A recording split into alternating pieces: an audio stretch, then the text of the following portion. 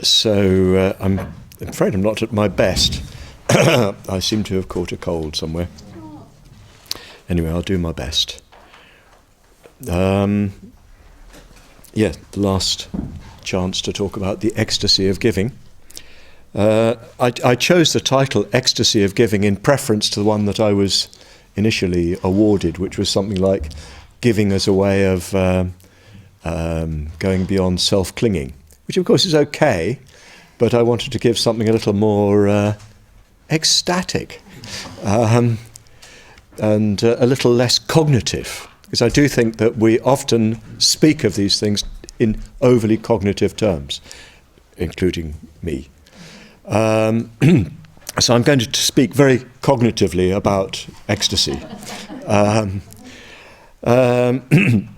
I thought I chose the word ecstasy partly because Bhante, in his seminar on the Karaniya Metta Sutta, talked about metta as being ecstatic.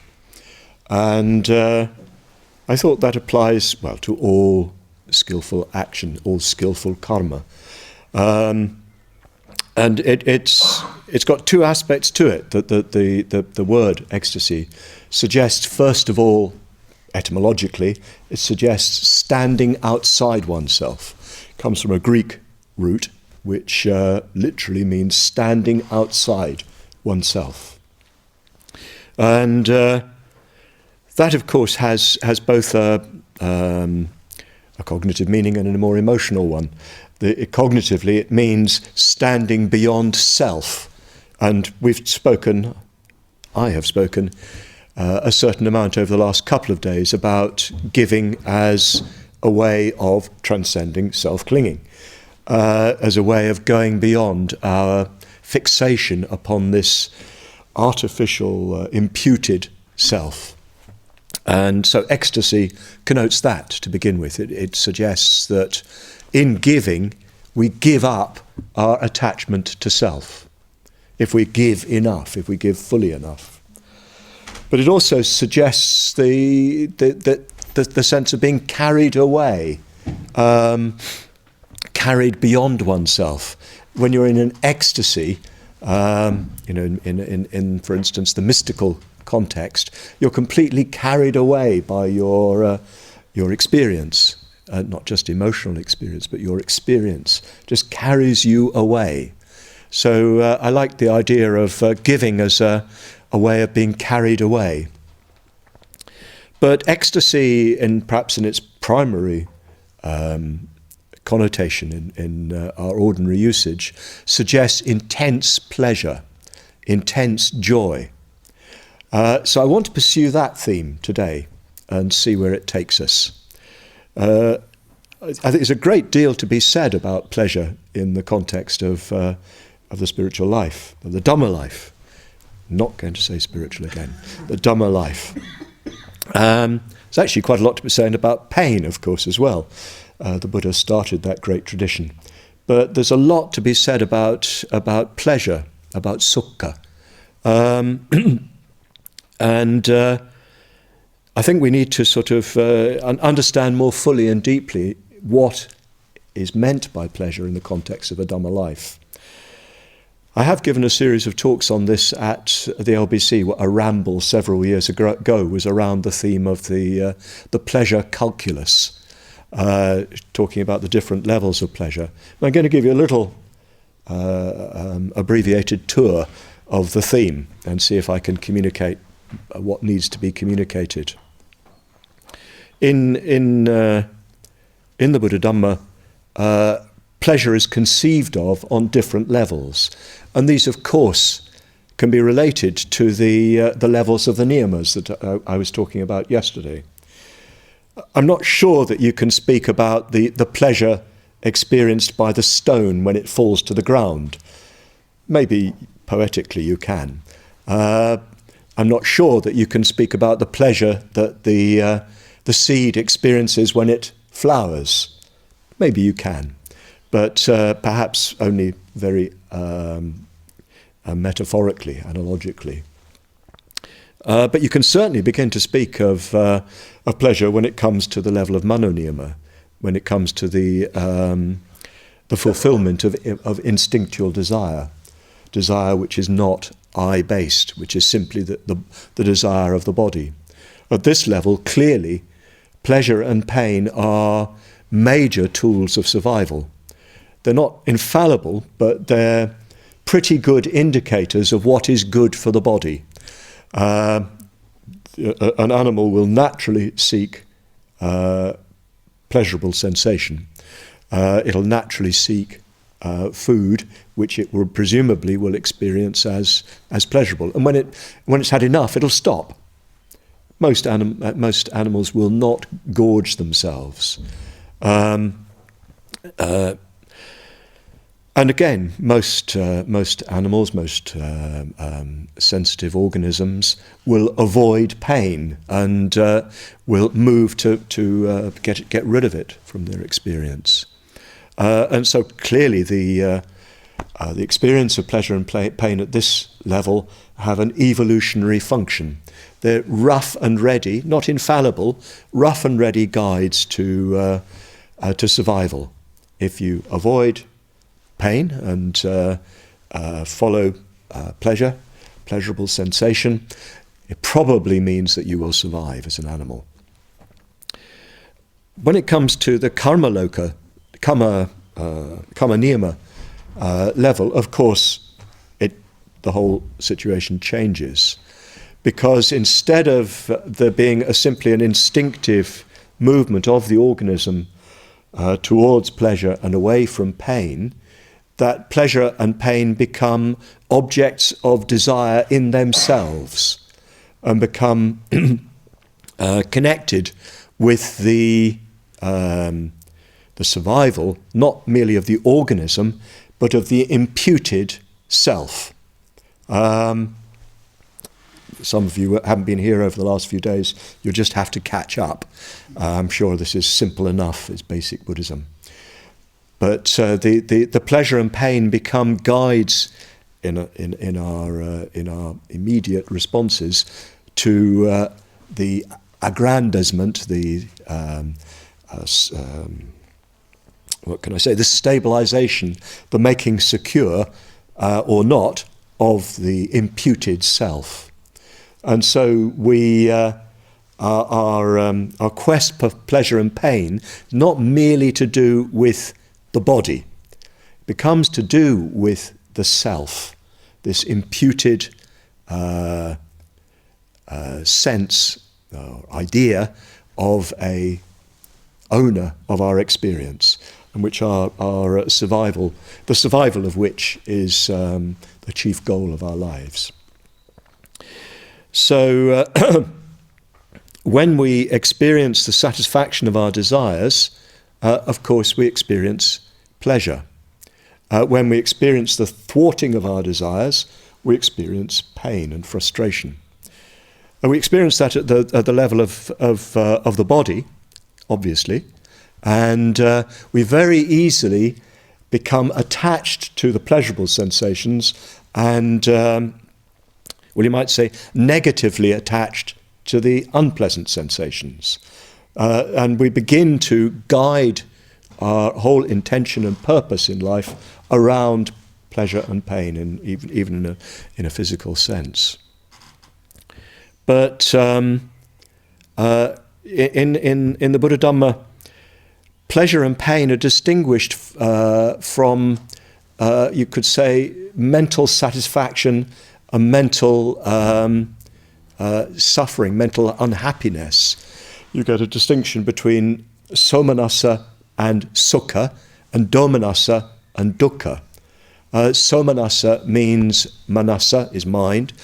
So is the same root as su, as in subhuti, means good or pleasurable or nice. Domanassa is the same root as dukkha. It means negative, if you like. So somanassa is a positive mind in the sense that of a mind that feels fulfilled.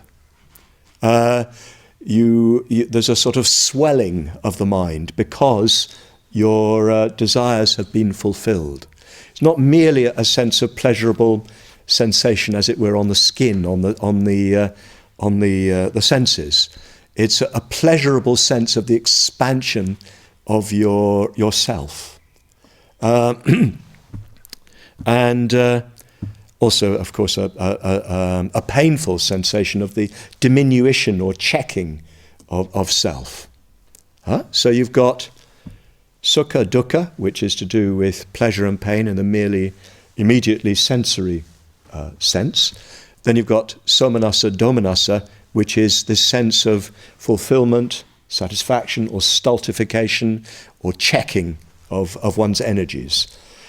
But that too is bifurcated. It's said that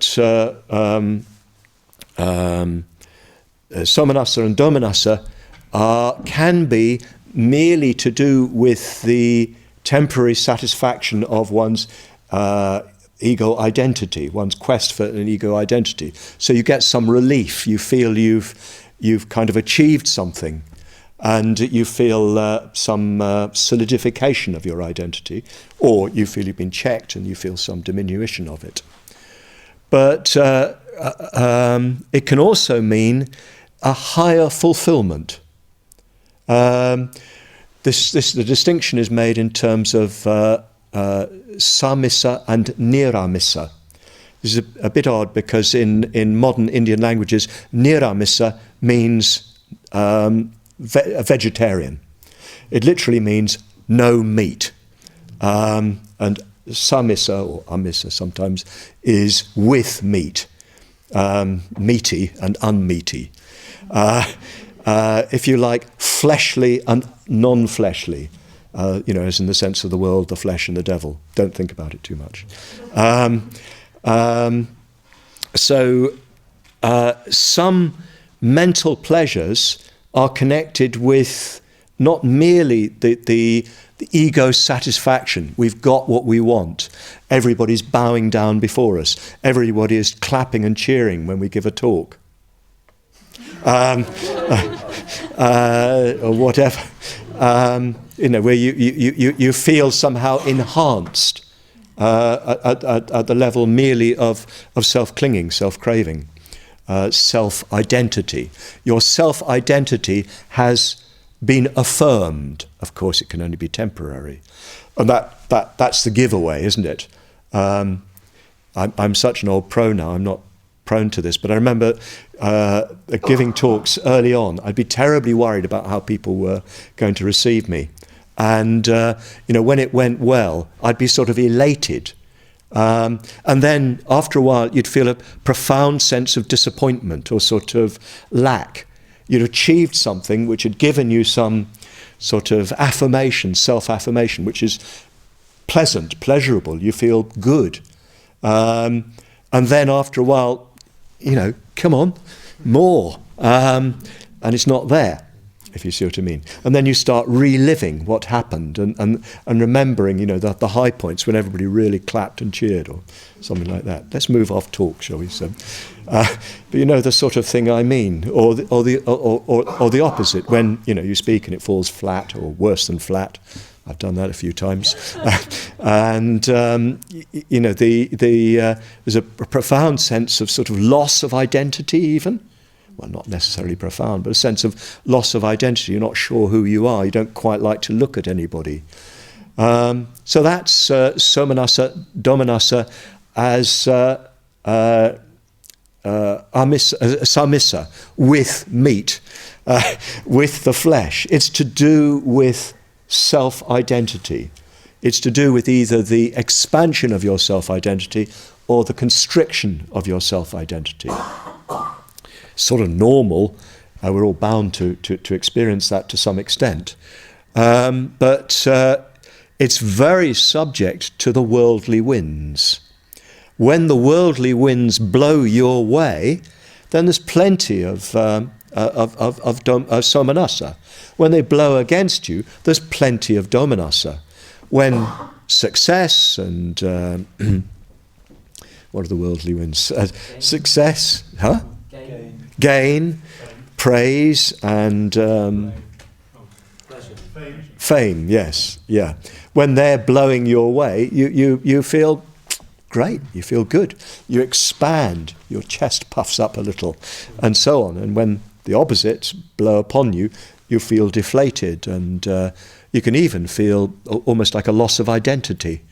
Particularly with loss, we spoke about this a bit earlier, that when you lose something that's a key part of your self-identity, you can feel a really strong sense that you don't know who you are. You don't know.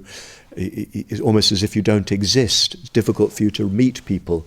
When people speak to you, it's quite hard sometimes to speak back. You can tell I've experienced this. And loss in the sense of death, or the failure of a relationship, or the failure of your career, and so forth, all bring about this sense of loss of identity, which is very painful indeed. Of course, there's no actual pain, although it can quickly turn to bodily pain because you internalize it and start to, as it were, restrict your muscles and so forth, your nerve endings, and the blood doesn't flow properly, and so on. The endorphins aren't there. So, yes, there's a worldly mental pleasure and pain, but there's a non-worldly mental pleasure and pain. When we say worldly and unworldly, this is a bit unfortunate. It's difficult to really find the appropriate equivalence, because unworldly sounds like you don't really know what's going on, and it's got the wrong connotations in English. It's really more to do with the path, to do with your growth and expansion as an individual, rather than to do with your survival as a self-identity. So niramissa somanassa vedana, mental sensations, pleasurable mental sensations, sensations of happiness, of satisfaction, of fulfillment, I think is the best word. Fulfillment that are connected with the path arise when you transcend yourself to any degree. When you give up your immersion in your own self-identity to any degree, you experience this sort of larger pleasure, larger happiness. It comes in all shapes and forms, and of course, I'm mainly concentrating on the pleasures of giving. But I want to sort of deal a little bit before that with other forms that can take. Probably the main one that we're most aware of is metta, because we deliberately cultivate metta. And you know the way in which, when you make the effort to develop metta, even if it doesn't work at the time, so to speak, because what is it for metta to work? What it is for metta to work is that you deliberately try to have well-wishing towards self and others. But when you're really able to get behind that, sometimes not even in the metta session, but often even later, I find anyway, later in the day, you're suddenly overwhelmed with a feeling of well-being and satisfaction, which can even be mildly blissful, can even be intensely blissful, even physically blissful, sensations of joy and happiness running through your body as well as within your mind, a sense of a sort of an expansion of yourself out into the world, reaching out towards others beyond yourself. So that probably the most vivid experience most of us will have of that kind of pleasure, that kind of niramissa somanassa vedana, that non-worldly or to do with the path, mental experience of happiness, fulfillment, pleasure, joy, rapture, even ecstasy. You're carried outside yourself, and you enter a little bit into the life of the world around you, and especially of other people around you. It's also a familiar experience in the enjoyment of beauty. When you go out into nature, you walk around here and you encounter some of these magnificent trees, the wonderful oak trees out in the paddock there. And if you are sensitive to them, you sense their magnificent life, a life which is so different from yours, but which is fundamentally the same as yours, and that is so majestic and so ancient. And so beautiful, just in terms of the pure form. I was here almost a couple of weeks ago, and the trees were in their prime. The green was electric green. Now they're going dusty. The green is going darker. But at that stage they were in their fresh array. Their costume is completely pristine and glowing. The green was almost unbearable. Actually, the whole paddock, it was, an emerald, electric emerald green. It was so beautiful. So when you experience nature in that way, both in its sensuous forms and in the sense of life that is like your life but different from your life, you're drawn out of yourself into the natural world around you. That is what I describe as ecstasy, and it's intensely enjoyable, intensely pleasurable. What's interesting about aesthetic pleasure is that it conjoins a sensuous delight with a non-sensuous delight, if you see what I mean. That's why I think beauty is such a key to Dhamma life. If you don't immediately know what I'm talking about, please go online and listen to Eros and Beauty. And you'll hear us, Padmavajra and I, groping to explore this theme. And there's actually more for us to say. And if you're an order member and you can come on Eros 2 in November, make your booking now. And if you're not ordained, get ordained quickly. So what the mystery or the power of aesthetic enjoyment, of aesthetic beauty, is that it awakens your senses, it touches your senses, and touches them in the form, but especially of harmony. The tree, the colours are so rich and gorgeous, and the balance of the tree, the way in which the tree is itself in balance, and its balance with the world around it, like a tree blown in the wind. I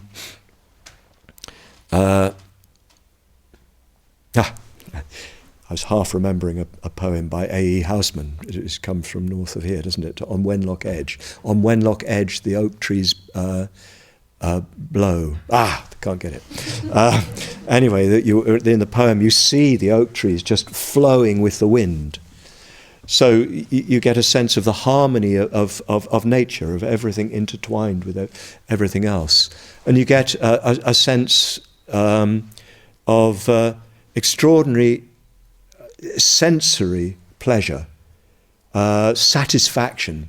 Of course, it's not skin pleasure, if you see what I mean. It's the pleasure of the harmony of colour, of form, and so forth. But it suggests something more than itself.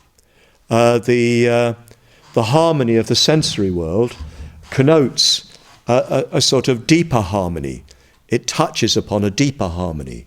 And of course, the great artists are able to play fully with both those forces, so to speak.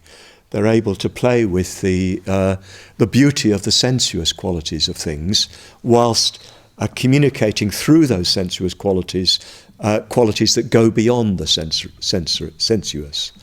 I went to see Henry IV Part 1 on the first evening of this event. We went over to Stratford and watched a pretty good performance of Henry IV Part 1 with Anthony Sher as Falstaff. And it was one of the best Falstaffs I've ever seen. The rest of it wasn't so good. But, this extraordinary character who is utterly amoral and a complete hedonist, but utterly lovable. Even though he's a complete rogue, there's something so lovable about him, so alive about him, that you can't help but be drawn into, be given a glimpse of life itself, as it were. I can't quite think of the right way of putting it. But you delight even in his roguery, and as Hal does as well, in his extreme amorality. He's not immoral, he's amoral. His just before the great battle, the great heroic battle of Shrewsbury, he's talking about what a nonsense honour is. The whole battle is going to be fought for honour. He's saying, what's honour? It's just death. So through this great comic character, who's both, in a certain sense, repellent, the great sack of guts, you're taken into a deep truth about the superficiality and hollowness of so many worldly values. So enjoyable when it's really well done. That particular character, when that great comic character is really well portrayed, as Anthony Sher managed to do. It's intensely pleasurable, intensely joyful. At the same time, you feel you've sort of contacted something of the heartbeat of things. Unfortunately, I went to London and I was so busy, these wretched LBC people, they kept me so busy. I wasn't able to go to the Matisse exhibition that's on at the moment with the cutouts. Dreadful, isn't it? That Dharma talks take priority over Matisse. But I know some of those very well. I love the escargot in the Tate Gallery. It's a cutout because he was dying of cancer and he couldn't any longer paint, so just lying on his bed, cutting shapes out, and then getting assistants to move them until they were where he wanted them. And so very, very simple. He's stripped down to the absolute bare minimum because he can't do anything else. But in that stripping down to the bare minimum of the harmony of colour and the arrangement of forms, an extraordinary truth is drawn out, which it's not possible to name. But through that greatly pleasing sensory arrangement, something greater is touched upon. So art and culture are very, very important. This is why Bhante stressed them so much, because they do reach both ways. They touch our desire for sensory pleasure, because without sensory pleasure, unless you've a very strong experience of the jhanic realm, it's almost impossible to live. If you're not experiencing a reasonable degree of sensory pleasure on one level or another, and not too much pain, it's very, very difficult to remain emotionally alive. One sort of dies. One falls because of when one's experience is mainly of upeksha, which is neutral feeling here, not equanimity, but neutral feeling. One's emotions are dulled. One falls into a sort of depressive, neutral, unresponsive state. So we require pleasure. A certain modicum of pleasure is essential to us as human beings. And it's one of, again, Bhante's famous aphorisms, isn't it? Do not forego the lower pleasures until you have a reasonable sort of I can't remember the word he uses, but let's say grasp of the higher pleasures until, you've got a strong experience of jhanic pleasure. Well, don't give up other kinds of pleasure. So, plenty of room for rationalisation there, of course. Read the footnotes later.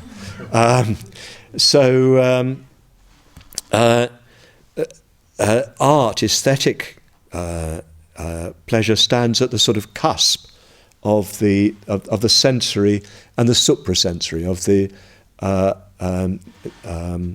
samisa and niramisa, the fleshly and the non-fleshly, the worldly and the non-worldly. And the greatest of artists manage to it's not bridge the gap, really, is it? It's that they manage to communicate through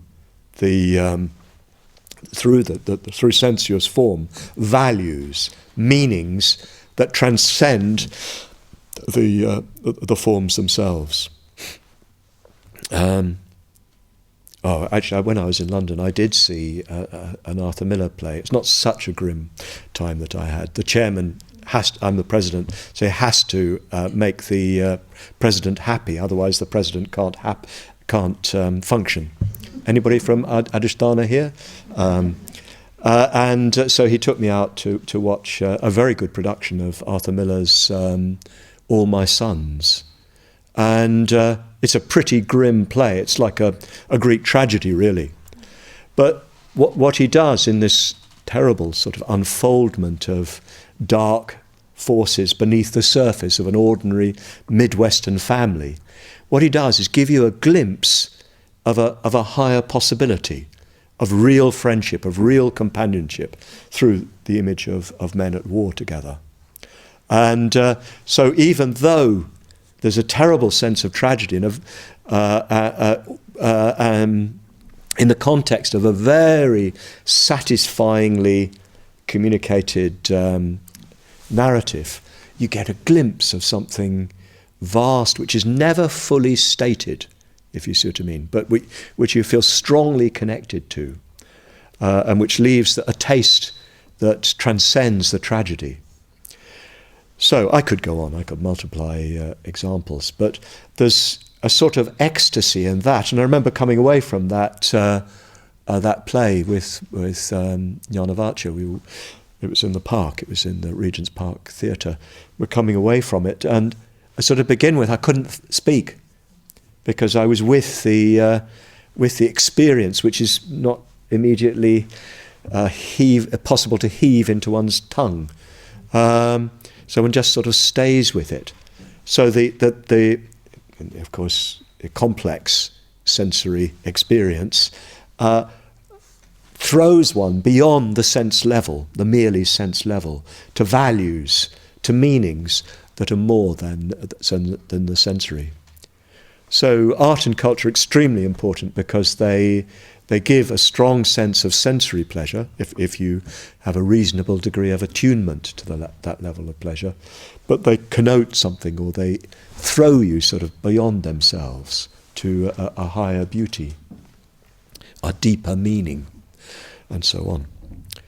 So yes, that's a field within which the niramisa, somanasa experience arises. It arises, of course, within meditation. I've already alluded to that in the context of metta, of mindfulness of breathing as well. If you succeed in, to any degree, connecting with the sensations of breathing and sort of disconnecting them from the conceptualized version of your body, an intensely pleasurable sensation arises, which transcends itself.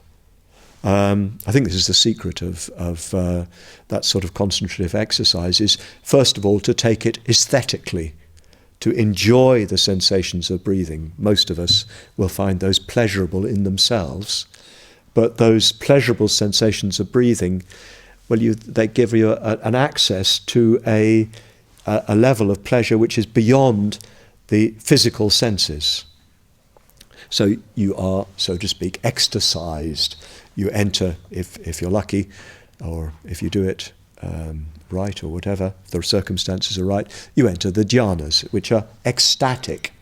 And particularly as you get into the higher dhyanas, the fourth dhyana could be described as ecstasy, where you feel as if you're radiating out. But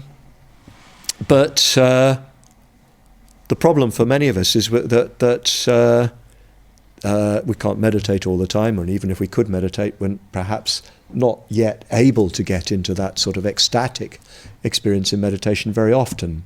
We're not able to engage with art all the time. And we need quite a bit of work just to prepare ourselves to go beyond all of that. And that is where the precepts, of course, come in. If you abide by the precepts, you are activating karma, and karma gives rise to somanasa sukha vedana. Somanasa vedana, niramisa somanasa vedana. It gives rise to the pleasurable sense of satisfaction that you are living by your principles, you are living innocently, that you've nothing to reproach yourself for, you're at peace with yourself, and that is a delightful sense of pramodya, of joy, which is sometimes spoken of as avipratishara, or avipatisara, which means innocence. The delightful sense you've nothing to reproach yourself with. You know that you are living skillfully. You know that your life is in tune with your ideals. So you don't have a niggling sensation at the back of your mind or in your heart, a troubled heart, as it were, because there's something discordant in your relationship with the world, in your relationship even, you could say, with yourself. You feel completely harmonious with the world. You know that you've nothing to reproach yourself for, which is not merely an absence of reproach, but a presence of joy, a kind of, not pride in yourself, but sort of satisfaction with yourself. You feel, positively pleased with yourself, not in the sense of I'm abiding by the precepts. That's unbearable. That sort of moralistic self-satisfaction is awful. We've all done it. It's something you may not even realize. You just find that you're feeling good. You find that you're feeling happy with yourself. You're at ease with yourself because your actions are concordant with your ideals, with your aspirations, and especially with your ethical values. You feel you're living those out. And yes, you can enjoy that sense of mental happiness and pleasure, which quite easily can flow into physical sensations of pleasure. There's the interesting thing that somanasa vedana easily becomes sukha. It easily becomes associated with bodily sensations of pleasure, because so much of our physical pain is bound up with mental tension. So when you let go of that tension, your body will be at ease. Other things being equal, of course. But I think one of the most important sources of that kind of satisfaction comes through giving, comes through dana. And I don't just mean putting money in the dana bowl, although that's extremely important. Otherwise I won't get my pay from Amalavajra. It's not just to do with giving in that sense of when you pass the dana bowl, giving some money or making out a standing order or whatever. Although that's very, very important. That's a basic element of dana. It's more a question of living one's life as dana. Living one's life as dana. So that you have, as much as you can, a sense that you're doing things not as the basis of an exchange, on the basis of an exchange, but as a free gift, as it were, to what lies beyond you, what lies outside you. You feel that you're doing what you do voluntarily as a contribution. I mentioned on the first day, I think, these studies of happiness, especially as encapsulated in that book, Happiness, by Layard, Richard Layard, I think his name is, which talk about contributing as being a major reported factor in happiness. People say that when they feel happy, it's often connected with feeling they are contributing and belonging to something greater. That's the second of these very significant aspects of dana. So the more one can base one's life on dana, the happier one will be, the more ecstatic one will be, because one's life is not simply gathered back upon oneself and all about preserving, enhancing self, but about an ecstatic relationship with the world around you, in which you are giving freely of your energies, which is not a sort of a self-martyrdom, although self-sacrifice can be a healthy and positive thing at times. It's not about belittling yourself in order to give. It's a giving out of abundance, giving of yourself out of abundance. It's trying to do whatever you do out of a sense of generosity, as a feeling that you're trying to contribute, or that you are contributing.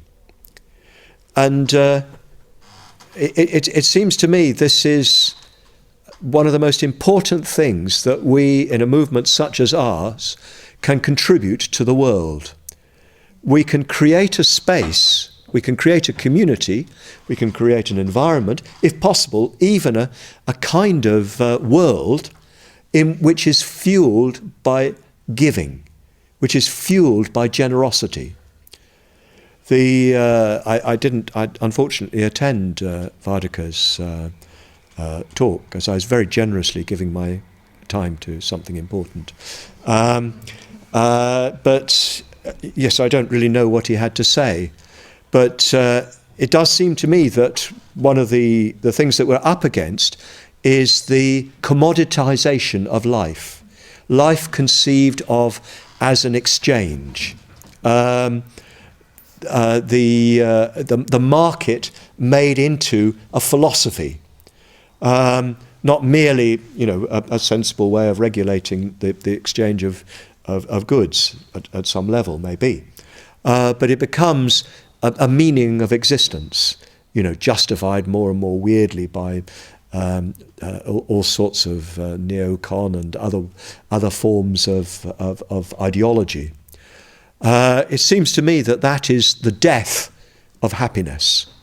That such a society, such an economy, such a world, which is based around exchange and exchange of value.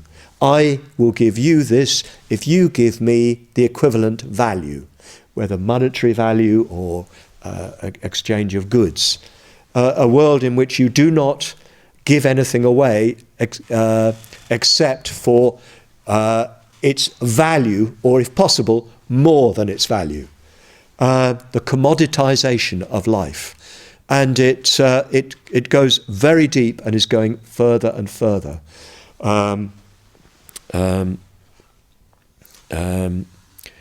The measurement of social policy by its value, what do they call it? Cost-benefit analysis, increasingly invading the world of social services. Of course you have to cost things, of course you do. But when that becomes the sort of guiding principle, when a sensible making sure that you don't spend what you haven't got becomes the justification for what you're doing, and becomes the focus for what you're doing, that is the death of happiness, where happiness can only come about through the temporary samisa somanasa vedana of getting a better consumer item.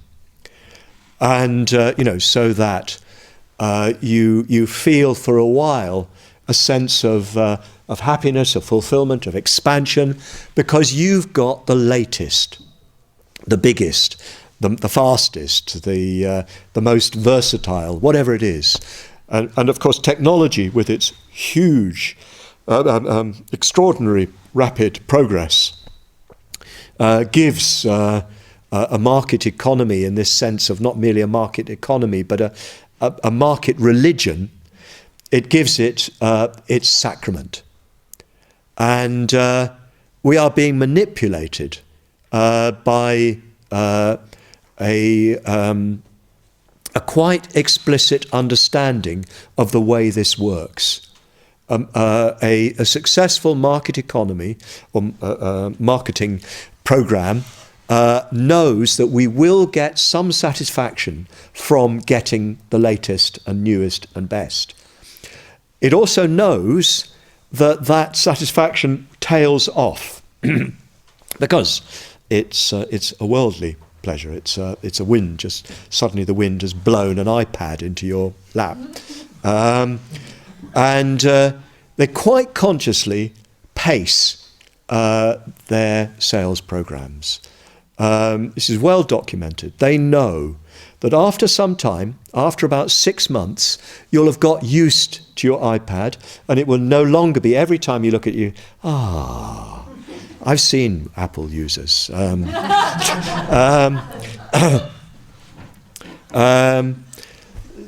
grant such, they do, the people are so happy with them. It's like they've got a new lover. Better than a new lover, because this lover does everything you want. Well, more or less everything you want. Anyway, we won't go into that. It gives you access anyway. But after some time, there's a natural diminution of the satisfaction and pleasure that gives you. Samisa somanasa, worldly happiness or satisfaction, cannot last by definition, because it relies upon the initial sense of expansion. And as you become habituated to that, it tails off. What they then do is they feed your sense of envy. They consciously make you aware that there's a better one, and that really cool people have it. In India, what they do is they put Shah Rukh Khan on the posters, having it. It's a great film star, SRK. It's a big hunk with 3 buttons of his shirt undone and the hair coming through, and the biceps. He's a great dancer. Anyway, or Katrina Kaif, who's half British, I'm proud to say. Anyway, they associate that with the newest and latest, the new car, the bigger bike. Strangely, the better pair of underpants. I don't know why. There's quite an obsession with better underpants. And you begin to feel dissatisfied with what you've got, which gave you so much happiness, so much pleasure. And there's a well-determined cycle of satisfaction and its slow tail off. And at the point where the tail off's happening, they bring in a new one. Apple is the master of this. They produce a new one at a quite well-determined spacing, and we fall for it. We fall for it. I fall for it. And technology is so seductive in that sort of way. You feel so pleased because it'll do something that you never need to do. And you think, God, this is really powerful. It'll do so much. And actually all you're doing is sending emails or looking at your photos or something like that, which you do quite well by posting a letter. It takes a bit longer, thank goodness, because then you think twice before sending it. Anyway, let's not go there. So we live in an economy which is, it's not just an economy, it's a culture. The economy sort of serves a culture and is itself the driver of the culture. The culture of human meaning, which is based around the acquiring of better goods and new experience. And it's becoming extraordinarily adept. I mean, in many ways, there's much that is extraordinary and wonderful and useful. And there is so much available, for instance, through film. Now you can have access to really, really good films, which I think it's the major art form of our times. You can have access to some truly great cultural highlights which express human values of another order.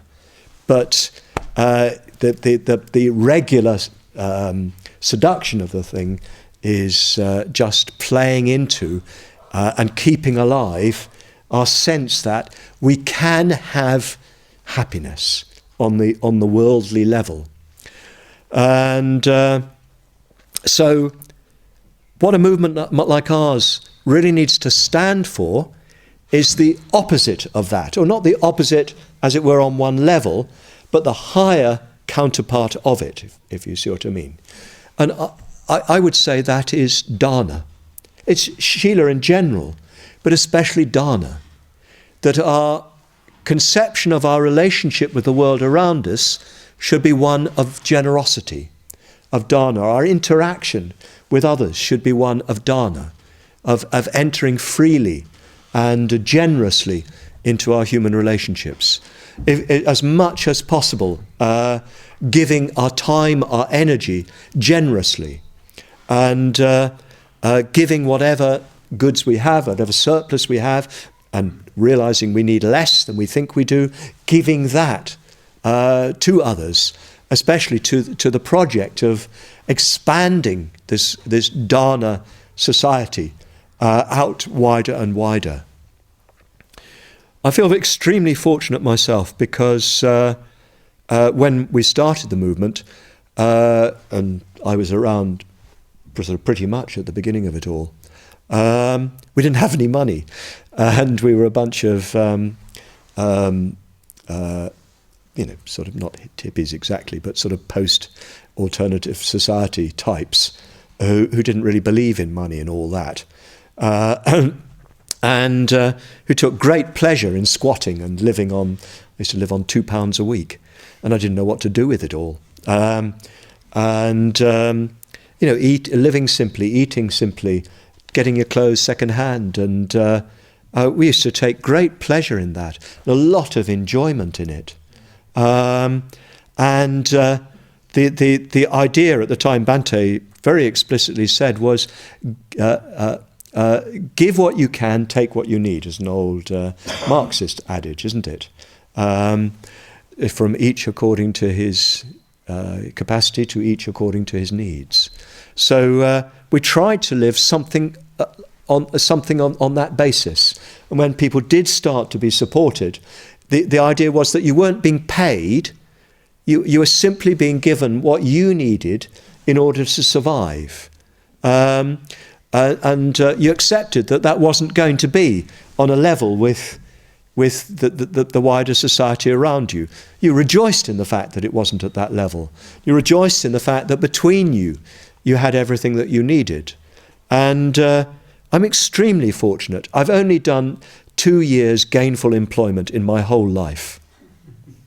I worked for a while as I did work as a cleaner for a while, and then I worked in a psychiatric social unit. But all my life, I've not earned an honest penny.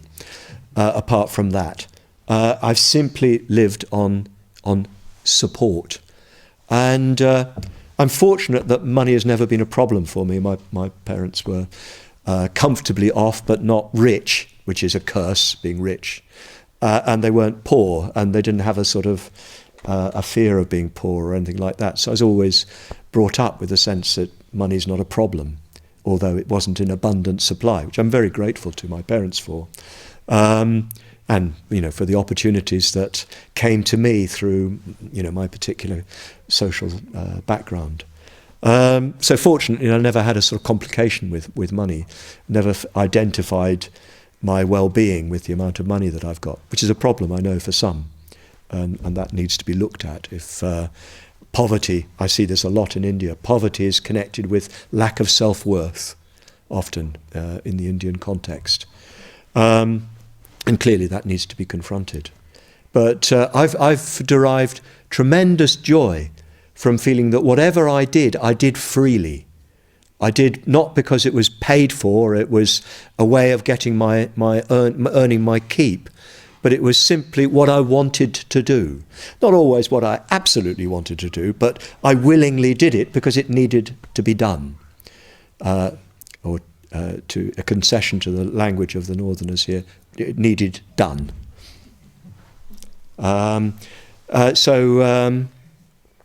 That principle of dana was very much behind the foundation of our order and movement. It was the abiding principle behind it.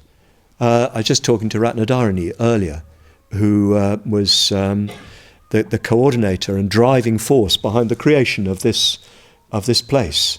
And you cannot imagine how hard Ratnadharani worked. You cannot imagine it.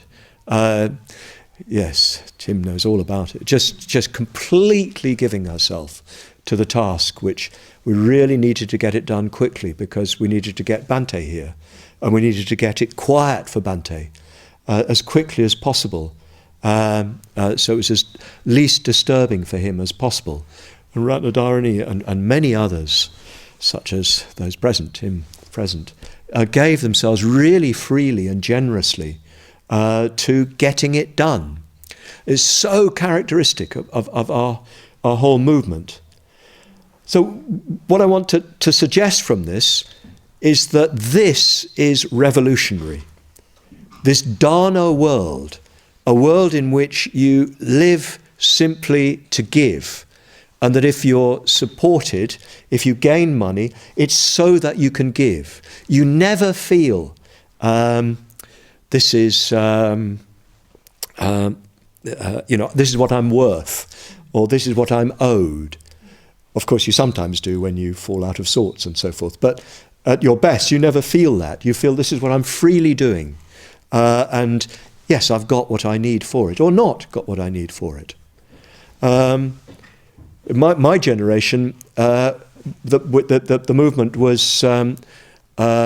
so young and so under-resourced that, for instance, we never paid into the social security system. As a friend of mine from the East End of London said, I never joined the tax. I never joined the tax. And because he just didn't have the money. I never bothered about it. I'm not trying to say this is a sort of great virtue of mine. I'm really fortunate to live in a community, in a social context, where generosity was the principle on which you lived, and where what our relations with each other, by and large, not altogether, but by and large, were ones of generosity and free giving, and where you could never sort of browbeat somebody and saying, you're not earning your keep, because that wasn't the basis on which one was doing things. And of course it's difficult to extend that out. Of course it's difficult when you've got a family, for instance.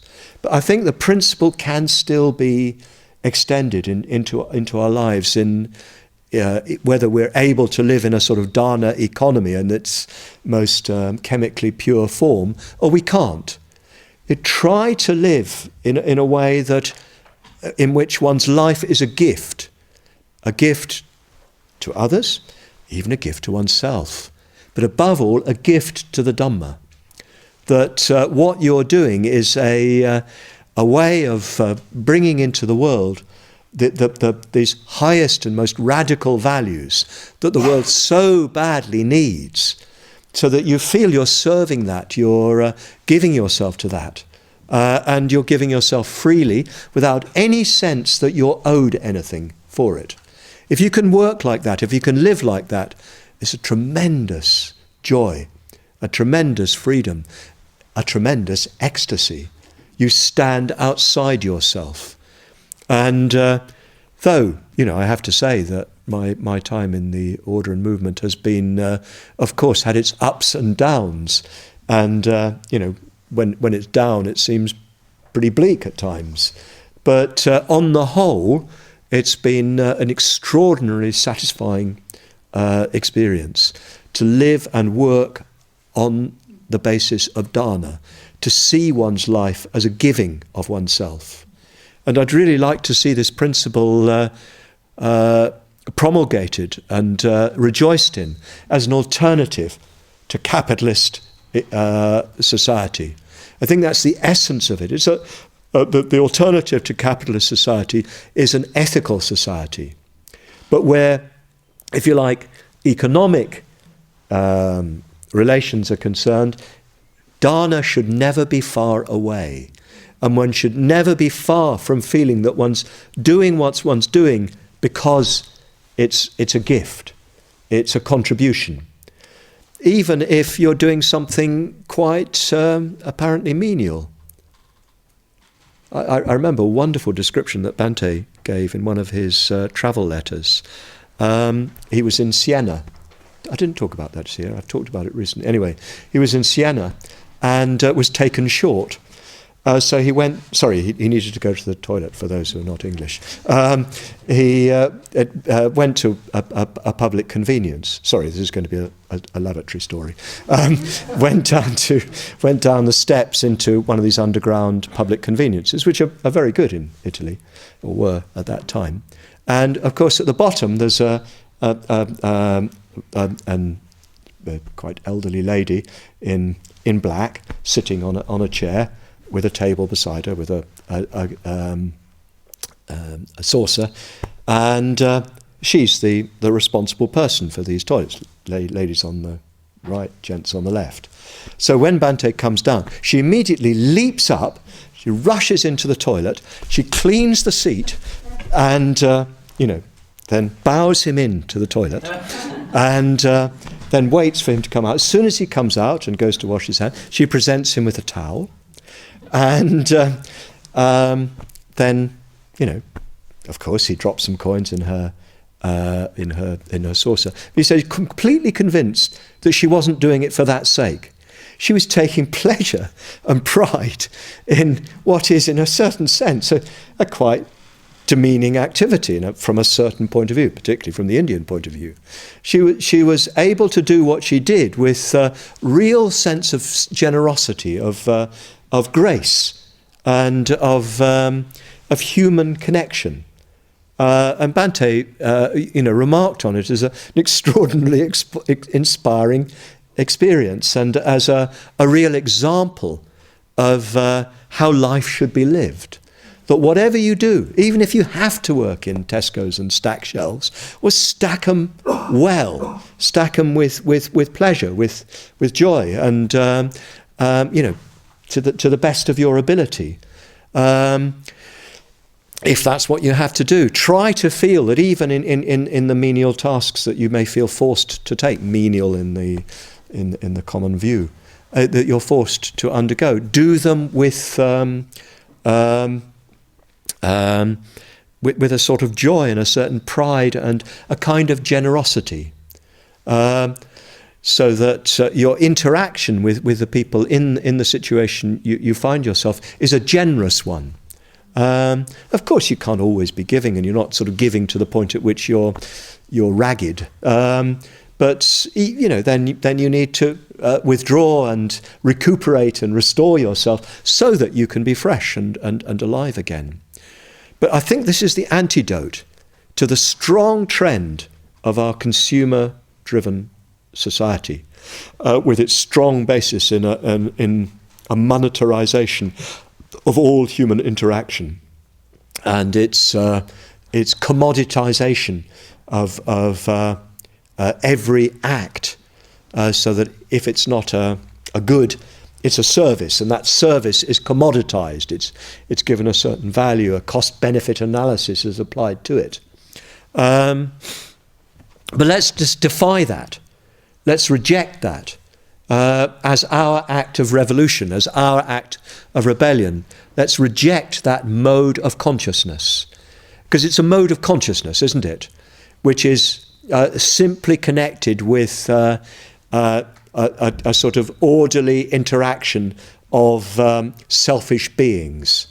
I remember when I studied philosophy, I remember a book which really took my my imagination. I can't remember what was in the book, but the title was wonderful. It was The Political Theory of Possessive Individualism. That is what we're in the middle of. The political theory of possessive individualism, the economic theory of possessive individualism.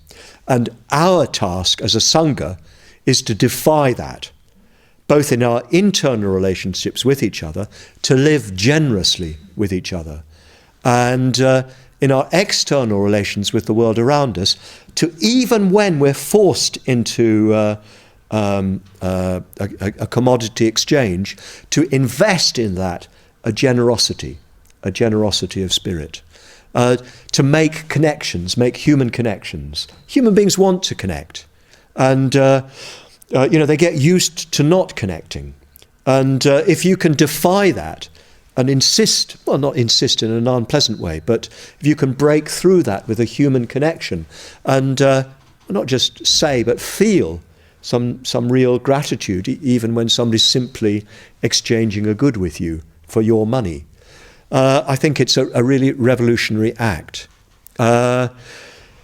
So I want to end on that note, that I think the key component of our contribution to a new world is generosity, living in generosity, living generously, relating each other on the basis of generosity, as much as possible within our world, taking away the idea of an exchange, trying to set things up. It's not easy, trying to set things up so that we're simply getting what we need in order to be generous, and accepting that different people are able to do more or less, and some people are able to do a little, some people are able to do a lot, some people are broadly able to skillfully give, some people narrowly. We're all different.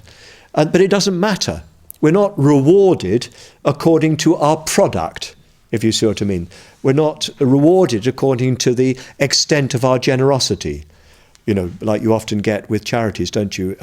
Those who've given over 25,000 will get their names over the door, or whatever, or there'll be, gold star givers.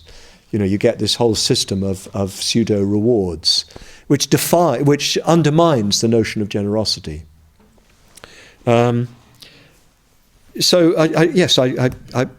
Enough said. The generosity is our way of bringing ecstasy into the world, of ecstasy in the sense of going beyond ourselves in a quite immediate, concrete way. In an immediate interaction, you go beyond yourself. It's a way of gaining great happiness, great pleasure, because under the law of karma, skillful actions lead to a pleasurable, fulfilled state of mind. And it's a way of immediately revolutionizing the world we live in by refusing to live by its commoditization of human relationships. I sincerely hope that in our movement, this sort of principle of support, where we don't live for a wage, but where we live simply to get what we need, or rather we're given what we need and we contribute what we can. I really hope that remains at the heart of what we do. I think it's always being nibbled away at. And I've heard recently of some sort of instances that people are being paid, for instance, for teaching the Dhamma. That was completely against Bante's whole founding principle. Yeah, it's okay to be supported and to teach the Dhamma, but you're not a teacher. You're just an order member or a mitra who's there to serve the Dhamma. And that means, like Bante did, sweeping the floor when it's necessary, etc. You remember Bante's description of the first ordinations? He quotes from his diary: turned up at the hall, unlocked the door, swept the floor, set up the shrine, put out the flowers, set up the cups, made the tea, went and bought the milk, and then did the ordinations. Afterwards, packed it all up and swept and went. Bante didn't think, well, it's not my job or anything. I'm a teacher. He just did what was necessary. So I really hope we can keep alive this spirit of generosity as a key to our inner relations and as a key to our relations with the world around us. So enough for now. I've got to leave in 15 minutes. So maybe there's a little bit of time just in case there's anything that I've left a tiny corner of unclarity. I was a little unclear to begin with, but I hope I got on track as went on. So anything that anybody wants to raise with me? Yes. A few times you mentioned the term Vedana. Sorry? A few times you mentioned the term Vedana. Oh. All those Pali words. Oh dear, I'm sorry. But that's fine. But and I usually use the term Vedana in the sense of the wheel of life and the gateway to the spiral path. Okay. And I understand ecstasy as part of the spiral path. Yes, indeed, yes. So yeah. I understood that you used the term Vedana as a result of the feeling of ecstasy, and that was the Vedana, not kind of the working of the spiral path. Maybe I misunderstood. Yes, I don't think I intended to do that. I was saying that ecstasy will give rise to somanasa, niramisa, somanasa Vedana. That was my point. Yes, yeah. Because it's even the spiral has a sort of circular motion, and there will be an interaction between karma and vipaka. So Vedana is a vipaka. Vedana, I'm sorry, I perhaps should have been a bit more quick to notice I was using Pali terms without explaining them, or Sanskrit terms without explaining them. But Vedana is hedonic sensation. The pleasurable sensations of body and mind, or painful sensations of body and mind, or neither painful nor pleasurable sensations of body and mind. We don't really have a proper English word and perhaps Indo-European word for it, or rather European word for it. About being paid to do Dharma teaching, does that apply to being supported as well? Well, I'm trying to make a distinction. Yeah. But you're not supported to be a Dhamma teacher. Yeah. This is something that Bante used to insist on, that you're supported simply as an order member. And one of your functions may be to teach, but you're ready to do whatever's necessary to that end. That's the attitude. Difficult because obviously the lines get blurred, but important, I think, to keep hold of the distinction.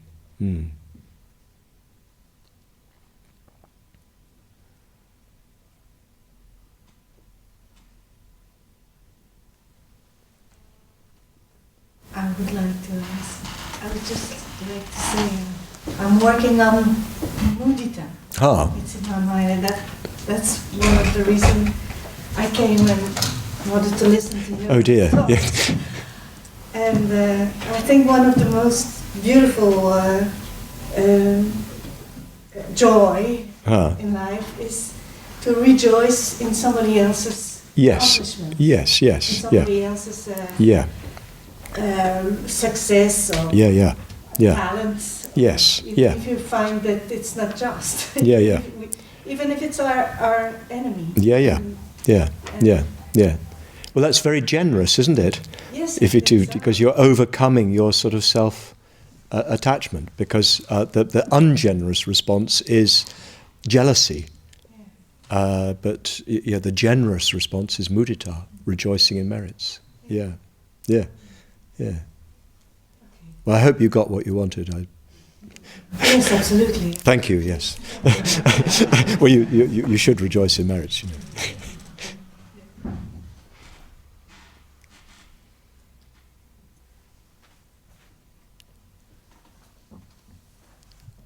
Ça suffit? Yeah. Hmm.